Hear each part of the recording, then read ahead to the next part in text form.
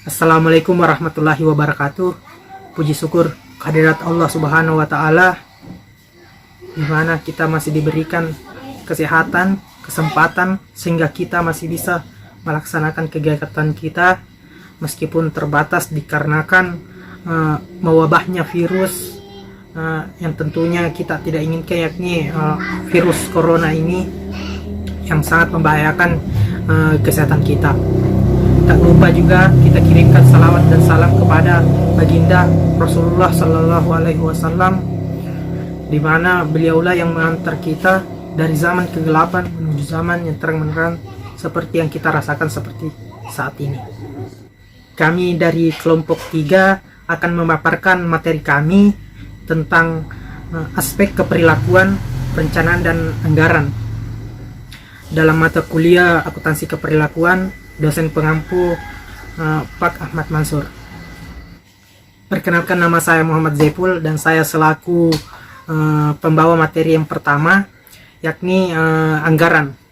Nah, di mana di sini saya akan menjelaskan bagaimana itu anggaran dan bagaimana pentingnya anggaran bagi usaha atau perusahaan.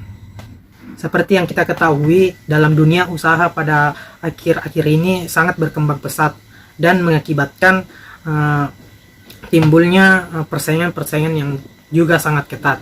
Maka dari itu perlunya kita memahami bagaimana ini penganggaran, karena penganggaran ini merupakan salah satu cara mengendalikan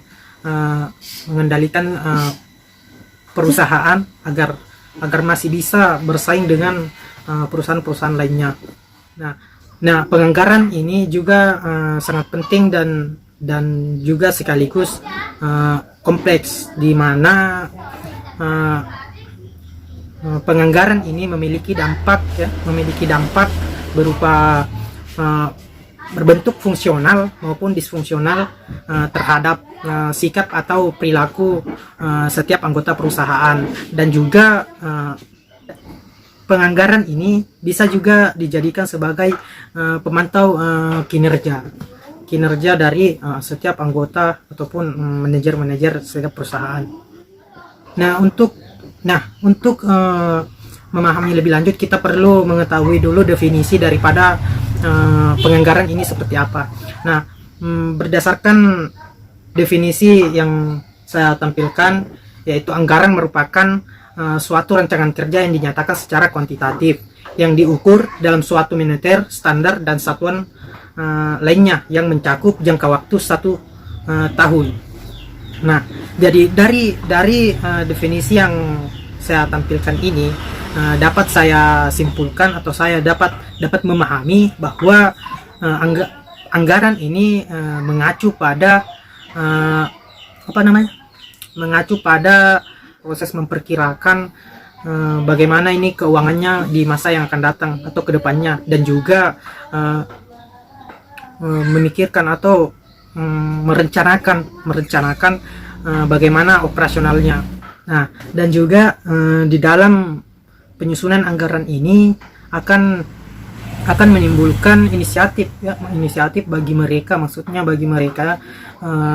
bagi setiap anggota perusahaan ini untuk menyumbangkan ide atau informasi, dan juga meningkatkan kerjasamanya, sehingga membuat kerjasama yang lebih baik agar dapat mencapai tujuan yang telah ditentukan dan bersaing dengan usaha-usaha atau perusahaan lainnya. Nah, anggaran ini juga mempunyai dampak langsung bagi perilaku manusia. Mengapa? Karena dampaknya itu dapat membuat lega setiap anggota, karena telah menerima, atau maksudnya dampak lega ini karena telah mencapai tujuannya berdasarkan yang telah direncanakan pada saat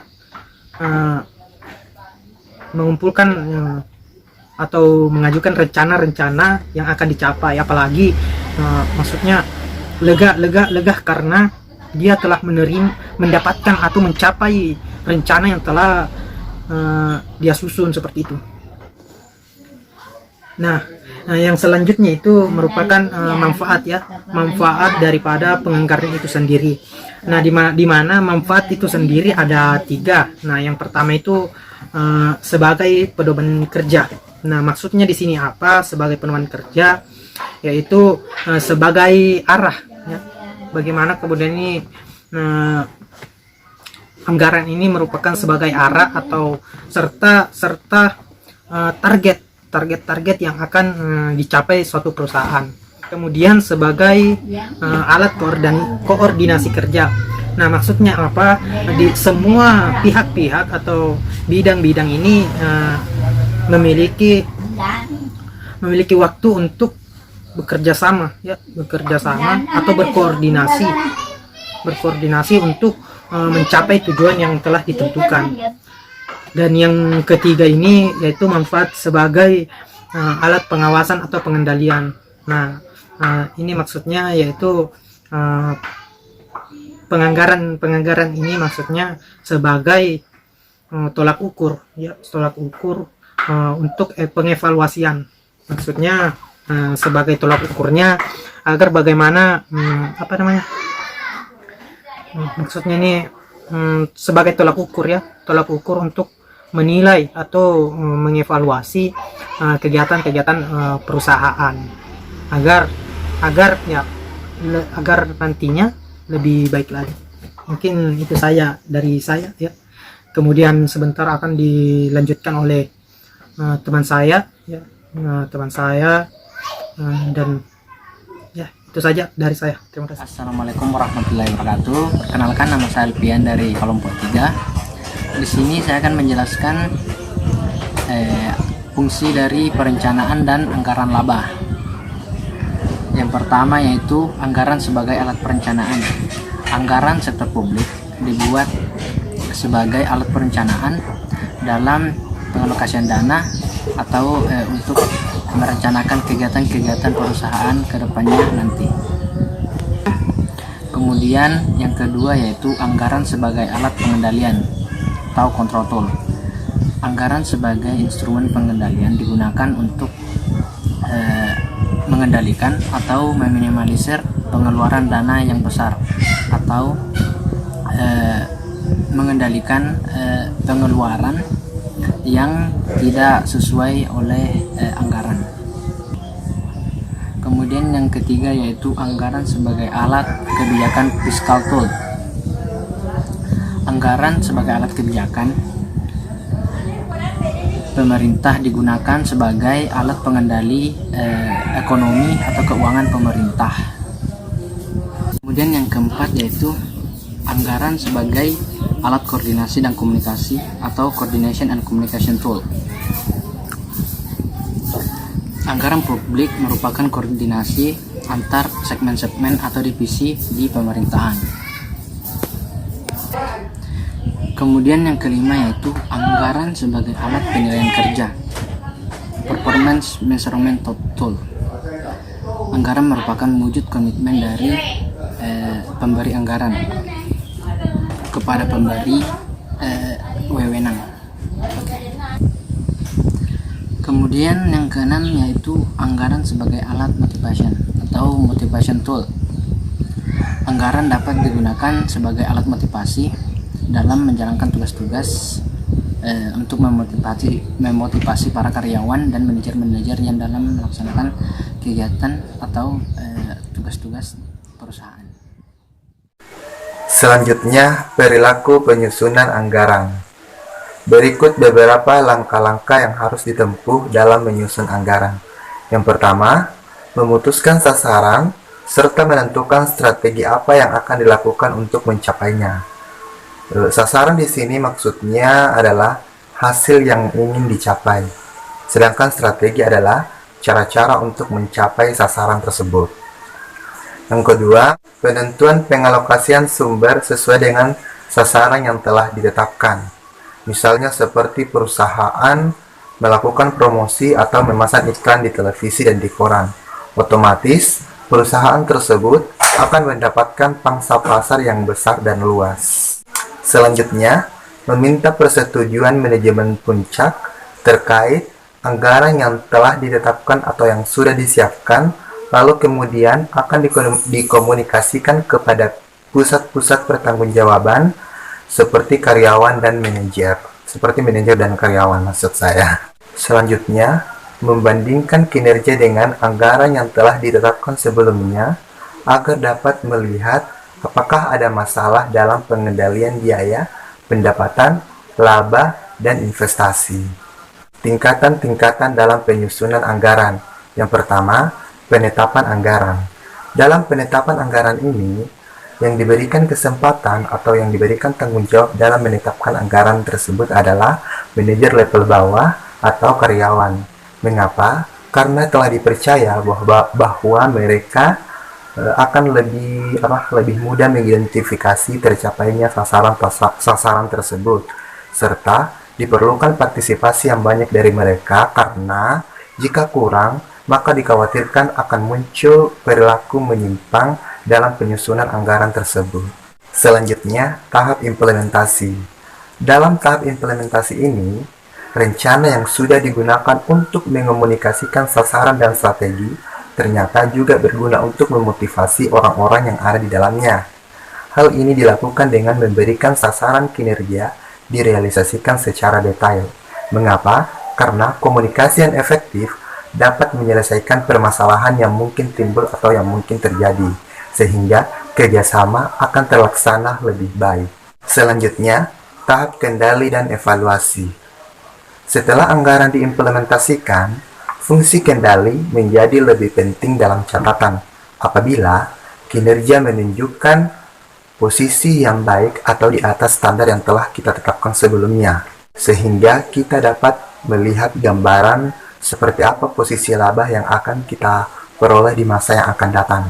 Nah, begitu pula sebaliknya, jika kinerja menunjukkan posisi yang tidak baik atau di bawah standar yang telah kita tetapkan, maka kendali dan evaluasi berfungsi atau berperan sebagai alarm atau pengingat agar kita dapat menghindari kerugian laba di masa yang akan datang atau kerugian lebih lanjut. Assalamualaikum warahmatullahi wabarakatuh. Saya Marhana dari kelompok 3 akan memaparkan sedikit materi mengenai konsekuensi penyimpangan proses penganggaran. Langsung saja.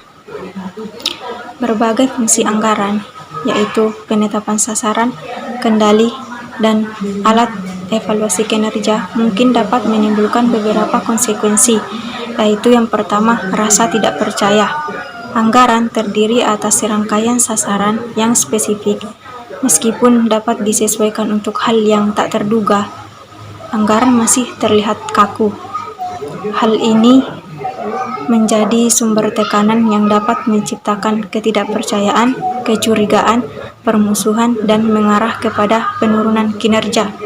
Dan yang kedua yaitu penolakan. Meskipun anggaran banyak digunakan dan memiliki banyak manfaat, anggaran masih ditentang banyak oleh anggota organisasi. Salah satu alasannya yaitu karena anggaran mengharuskan adanya perubahan, dan alasan lainnya yaitu proses penganggaran meminta banyak waktu, perhatian, dan dana yang tidak sedikit. Hal ini membuat manajer dan supervisor merasa terbebani. Dan yang terakhir yaitu konflik internal. Anggaran mengharuskan adanya interaksi antar manusia di berbagai organisasi yang berbeda. Konflik internal menciptakan lingkungan kerja yang kompetitif dan sangat mungkin menciptakan permusuhan. Untuk mengakhiri hal tersebut, manajemen perlu mengidentifikasi dan mendiagnosis penyebabnya, dan kemudian menghilangkan konflik internal tersebut. Mungkin itu saja yang dapat saya paparkan. Terima kasih. Assalamualaikum warahmatullahi wabarakatuh. Assalamualaikum warahmatullahi wabarakatuh.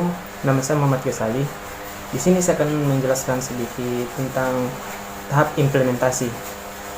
Jadi pemimpin perencanaan mengkonsolidasikan ke dalam bentuk anggaran kompetitif ini merupakan hasil yang telah disahkan oleh direktur.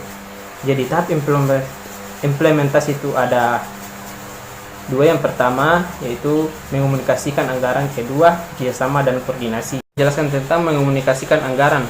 Pemimpin anggaran bertanggung jawab atas upaya mengimplementasikan anggaran yang telah dibuat. Komunikasi ini sangat penting karena dalam organisasi tingkat pendidikan itu berbeda-beda. Komunikasi yang paling penting di mana pemimpin menyampaikan anggaran secara profesional kepada karyawannya. Kerjasama dan koordinasi. Kerjasama yang dibutuhkan adalah pihak yang memiliki perbedaan keahlian dan bakat. Koordinasi ini merupakan seni yang efektif atau seluruh sumber organisasi. Tingkat pengendalian dan evaluasi kinerja. Untuk menjaga pengendalian atas biaya dan motivasi dalam pencapaian sasaran, laporan kinerja juga sebaiknya diadakan sebulan sekali.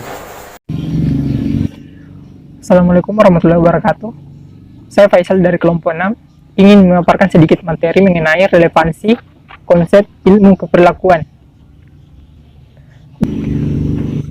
Dalam relevansi konsep ilmu keperlakuan, lingkungan perencanaan merupakan struktur, proses, dan pola interaksi dalam mengatur pekerjaan. Dalam hal ini, ukuran organisasi, gaya kepemimpinan, dan stabilisasi lingkungan adalah beberapa faktor yang dapat mempengaruhi lingkungan kerja yang aktivitasnya direncanakan. Hal ini terkadang dapat diartikan sebagai budaya atau kultur organisasi yang akan mempengaruhi proses perencanaan, sehingga proses pencapaian tujuan dan visi misi dalam sebuah perusahaan tidak akan berjalan dengan baik karena adanya pengaruh lingkungan. Ada beberapa faktor yang mempengaruhi lingkungan kerja dalam konsep ilmu keperlakuan. Yang pertama, ukuran dan struktur organisasi. Ukuran organisasi mempengaruhi struktur organisasi. Maksudnya, pada perusahaan kecil, perencanaan dan kendali relatif lebih sederhana karena kegiatan hanya dilakukan oleh segelintir orang. Berbanding terbalik dengan perusahaan besar yang harus membangun sistem birokrasi yang kompleks untuk mencakup seluruh fungsi-fungsi dari berbagai bagian perusahaan. Dalam hal ini, perencanaan dan kendali menjadi tidak semudah perusahaan kecil, sehingga potensi ketidakefisienan komunikasi dan perbedaan tujuan dari berbagai bagian perusahaan menjadi besar. Dalam hal ini, ada dua hal yang timbul dari perbedaan ukuran perusahaan, yaitu sentralisasi dan desentralisasi. Sentralisasi merupakan pemusatan wewenang, sedangkan desentralisasi merupakan pemberian wewenang. Dalam hal ini, desentralisasi memungkinkan pengambilan keputusan menjadi lebih cepat karena dapat langsung diambil oleh level organisasi yang lebih rendah. Maksudnya yaitu, semua memiliki kepentingan dalam perusahaan bisa mengambil keputusan, mulai dari manajemen puncak, top manajemen, dan middle manajemen. Sedangkan sentralisasi memungkinkan perusahaan lebih mengontrol seluruh kegiatan dari aktivitas yang dilaksanakan karena adanya pemusatan wewenang yang diberikan pada satu orang, yaitu manajemen puncak. Yang kedua yaitu gaya kepemimpinan. Dalam ruang lingkup organisasi perusahaan, setiap pemimpin atau manajer mempunyai gaya kepemimpinan yang berbeda dalam perusahaan. Dalam hal ini, bisa dikatakan bahwa faktor lingkungan juga sangat berpengaruh terhadap kinerja. Bisa kita ambil contoh, dalam sebuah perusahaan, apabila seorang karyawan atau manajer mengalami banyak masalah atau tekanan, pasti akan sangat berpengaruh terhadap kinerjanya. Yang ketiga yaitu stabilitas dari lingkungan organisasi. Maksudnya, faktor lain yang mempengaruhi lingkungan perencanaan adalah lingkungan luar organisasi. Lingkungan yang stabil memungkinkan organisasi menyusun perencanaan dengan lebih demokratis dan partisipatif. Sementara itu, pada lingkungan yang berubah-ubah akan menghasilkan situasi dan risiko yang besar pula, yang dimana dalam hal ini Lingkungan yang tidak stabil juga berdampak pada minat konsumen terhadap suatu produk akan berubah-ubah. Misalkan dalam suatu wilayah A menginginkan produk B, sedangkan wilayah B menginginkan produk A dan C. Maka dari itu, kualitas kepemimpinan dari seorang manajer diperlukan untuk mengambil sebuah keputusan sekaligus menciptakan strategi untuk membuat inovasi produk.